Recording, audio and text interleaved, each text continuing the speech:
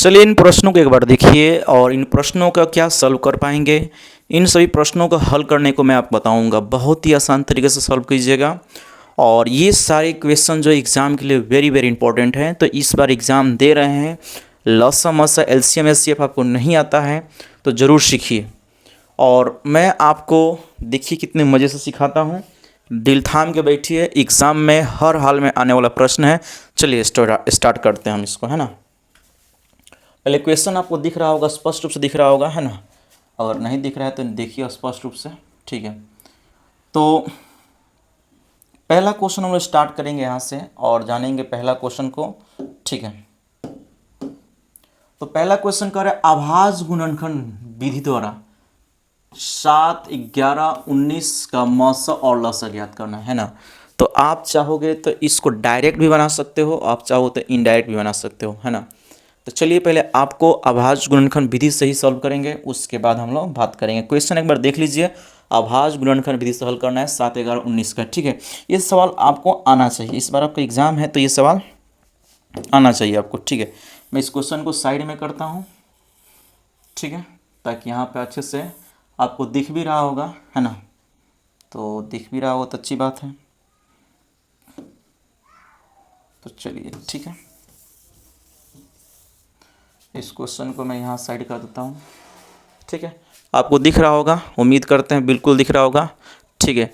और ना हो तो और थोड़ा बड़ा कर देता हूँ, तो ये क्वेश्चन भी आप पढ़ते रहिए, देखते रहिए। चलिए तो हम लोग बात करेंगे आभास गुणनखंड विधि का। देखिए तो यहाँ पर अगर 7 का आप लोग गुणनखंड निकालिएगा तो आप इसे कह सकते हो 1 गुने 7 होगा, है ना। ओके, 11 का निकालिएगा तो आप जानते हो कि 1 गुने 11 ही होगा, है ना। अगर 19 का निकालते हो तो 1 गुने क्या होगा, 19 ही होगा, ठीक है। तो आपको क्या करना है, मौसा निकालना है। क्या निकालना है, मौसा। तो देखिए मौसा निकालना बहुत ही इजी होता है, जिसको आप HCF कहते हो, हाईएस्ट कॉमन फैक्टर कहते हो।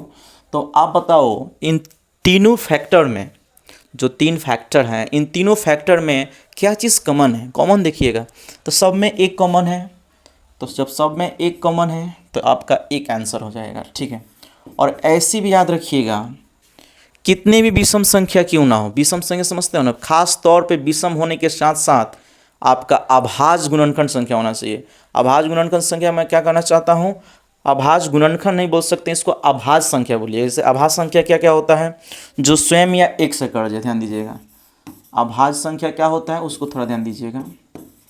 आभास संख्या की मैं बात कर रहा हूँ, तो वैसी संख्या जो एक या स्वयं से विभाजित हो, एक या स्वयं से क्या हो, विभाजित हो। ध्यान दीजिएगा, वैसी संख्या जो एक या स्वयं से क्या हो, विभाजित हो, उसी को आभास संख्या कहते हैं। तो देखिएगा 7 जो है ना, या तो स्वयं से कटेगा नहीं तो एक से कटेगी। 11 जो है एक या स्वयं से कटेगा। 19 जो है एक या स्वयं से कटेगा। तो जितनी भी आभास संख्याएं आ जाएं, सबका मौसा कितना होगा, एक ही होगा, HCF एक ही होगा। इस बात को खोपड़िए में डाल लीजिए, ठीक है। और इसका तो कल्याण हो चुका है, इस बात को याद करिएगा। उसके अलावा एक और बात याद रखिएगा, लगातार 2 सम संख्याओं का जो मौसा निकालने जाइएगा तो उसका 2 होगा, और विषम संख्याओं का निकालने जाइएगा तो क्या होगा, 1 होगा। लगातार मैं बात करूँ, लगातार, ठीक है। जैसे मान लीजिए 2 सम संख्या क्या क्या हो सकता है, 2 और 4 हो सकता है। इसका जब निकालिएगा तो इसका जो आंसर होगा आपका 2 होगा। कोई भी ले लीजिए, 10, 12, एक के बाद एक आना चाहिए, ठीक ना। इसका भी निकालिएगा तो 2 आएगा। क्या 2 आएगा, तो आपका मौसा 2 आएगा। और विषम संख्या की मैं बात करता हूँ, 1 और 3 का निकालिए, इसका भी एक होगा, है ना। आपका लगातार होना चाहिए, बस कंडीशन ये है, ठीक है। चलिए तो ये बात समझ में आ गई होगी। तो हम बात करते हैं इसके आगे। इसके आगे क्या निकालना है, इसका लसा निकालना है। लसा देखिए, लसा निकालना बहुत ही आसान है, ठीक है। अब देखिए एक से तो कोई मतलब बनता नहीं है। आपको क्या करना है, इनमें लसा यानी लसा निकालने के लिए आपको क्या करना है, मल्टीप्लाई करना पड़ेगा। देखिए इसमें सब ये तो कॉमन है, एक लिखने से कोई फ़ायदा है नहीं। तो हम क्या करेंगे, 7 से 11 में और 11 के साथ 19 से हम गुना करेंगे तो इसका क्या निकल जाएगा, आपका लसा निकल जाएगा, ठीक है। आप गुना कर लीजिए, 1177, इसमें 19 से गुना कर दीजिए, है ना। तो 7×63 हार्सिल 6 हो जाएगी, और 7×63 तो 63 में 6 जोड़ दीजिएगा, ठीक है। तो 69 का हो जाएगा, मतलब 69 का 9 हो जाएगा, हार्सिल 9 लीजिए और 6 ले लीजिए, ठीक है। या लास्ट ना है तो इसको पूरा लिख दीजिए, ठीक है। मल्टीप्लाई कर लीजिए आप जिस तरीके से करना चाहते हो। इसको यहाँ पर उतार दीजिए, क्या 7, यहाँ उतार दीजिए 7, और इसको ऐड कीजिएगा तो आपका फट से ना आंसर क्या हो जाएगा, आ जाएगा 3 हो जाएगा, और ये हो जाएगा 16, और ये हो जाएगा 13 × 1 = 14, तो क्या हो गया 1463 हो जाएगा, ठीक है। मल्टीप्लाई एक बार अच्छे से कर लीजिएगा, ठीक है ना। 7×63 का 6 हार्सिल 6, और 7×63 और 6 69, है ना। 69 का 69 हो जाएगा, 7 एकम 7 और 7 एकम 7, तो 3 और 9 7 कितना हो जाएगा, 16 हो जाएगा। 16 के 6 और 3 1 4, सॉरी 6 1 7, मैं 6 1 7 कह रहा हूँ, सब हाल है। 6 को 7 को 13 को हार्सिल 1 14 होगा, ठीक है ना, कोई इशू नहीं है, ठीक है। तो आप अपने हिसाब से मल्टीप्लाई ज़रूर कीजिए। आइए, ठीक है। तो क्या ऐसे सवाल आप बना सकते हो, हाँ या ना? बिल्कुल बना सकते हो, कोई डाउट नहीं है, बताइए। क्लियर है सवाल? चलिए, तो आपके आज के अगले सवाल की मैं बात कर रहा हूँ, ठीक है। इसी प्रकार एक सवाल आपके लिए है, ठीक है। इसको मैं यहाँ से इरेज करता हूँ, ठीक है, आप देख लिए होंगे, ठीक है। देखिए, इसी प्रकार एक और सवाल है जो क्वेश्चन में, देखिए आपको निकालना है, क्या क्या निकालना है तो ध्यान दीजिएगा। 9 का, 12 का और 27 का, ये आपके लिए बता रहा हूँ, है ना। इसका आपको क्या निकालना है, लसा निकालना है और मौसा निकालना है, ठीक है। आप निकाल कर अभाज्य गुणनफल विधि से इसको कमेंट करेंगे, ठीक है। इसके अलावा एक और सवाल है 6, 8 और 22, क्या निकालना है, लसा और आपको मौसा निकालना है, ठीक है ना। आसानी से निकाल लीजिएगा, ठीक है, ओके। एक और मैं निकाल दूँ क्या?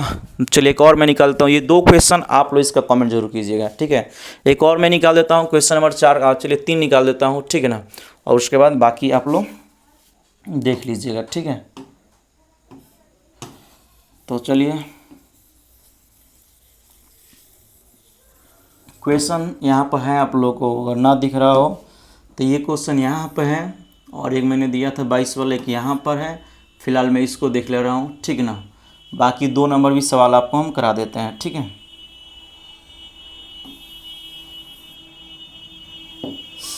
सुनिए, ठीक है। तो एक और मैं क्वेश्चन कराता हूँ, जैसे 15, 12 और क्या है 21 है।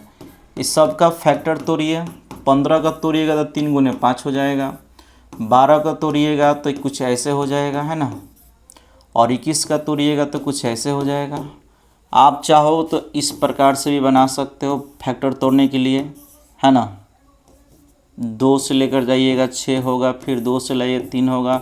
इस तरह से भी बनाया जा सकता है। तो आप जिस तरह से आप समझते हैं, जिस तरह से बना सकते हैं उस तरह से बनाइए, कोई दिक्कत नहीं है, ठीक है। चलिए, मैं इसको कनेक्ट करता हूँ यहाँ पर। बात समझ में आई? तो इसको हम आराम से यहाँ से मिटा देते हैं। अब देखिए, ये तो हो गया। आपको निकालना है मौसा। तो मौसा निकालने के लिए आपको बताया था तीनों में कॉमन होना चाहिए, तीनों में वो चीज़ होना चाहिए। यहाँ 3 है, यहाँ 3 है, यहाँ 3 है, तो यही इसका आंसर हो जाएगा। और कोई अंक है जो तीनों में है? तीनों फैक्टर में कोई अंक है? बिल्कुल नहीं है, है ना। बेसिक मैथ बता रहा है, एकदम काम की चीज़ है, ठीक है। उसके अलावा देखिए, इसका निकालना है आपको क्या चीज़, लसा। लसा निकालने का टेक्निक क्या है मैं बता रहा हूँ आपको।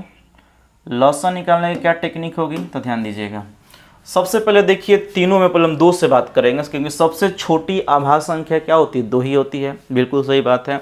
तो सबसे छोटी आभाज्य संख्या यहाँ पर 2 है, और 2 का फैक्टर कितना है, ज़्यादा से ज़्यादा 2 है, तो ये दोनों को उठा लेंगे, है ना। अब सुनिए, अब बात करें 3 इसमें भी है, 3 इसमें भी, 3 इसमें, तो इसको 1 3 ले लेंगे, है ना, ठीक है। और यहाँ 5 है, यहाँ 7 है, तो हम क्या करेंगे 5 और 7 को भी ले लेंगे, जो अलग रहेगा उसको भी ले लेंगे, ठीक है ना। अब गुना कीजिए। गुना आप लोग करने आ रहा है ना, बिल्कुल गुना कीजिए, अच्छे से कीजिए, ठीक है। तो कैसे गुना कीजिएगा, तो 12 हो जाएगा, 12 पर 60 हो जाएगा, और 60 से 6 से गुना कीजिएगा तो कितना हो जाएगा, 420 हो जाएगा, ठीक है ना। तो बिल्कुल आसानी से इस तरह से बना सकते हैं। बाकी जो मैं क्वेश्चन दिया हूँ उसको आप यहाँ से बनाइए, बिंदास होगा, ठीक है।